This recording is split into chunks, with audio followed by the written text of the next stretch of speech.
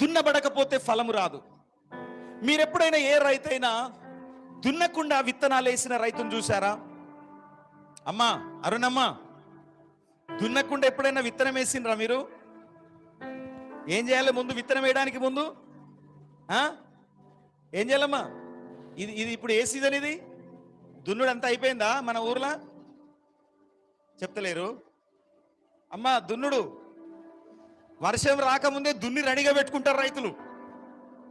ఎందుకంటే వర్షం రాగానే ఆ వర్షంతో ఆ నేల సారవంతమైపోతుంది. అందులో అప్పుడు విత్తనాలు వేస్తారు, నాటుతారు.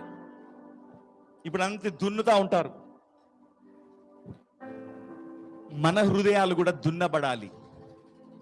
చెప్పండి, యేసయ్యా నా హృదయంలో నీకు వ్యతిరేకమైన ఇంకా ఉన్నాయి కొన్ని, అవి దున్నబడాలి,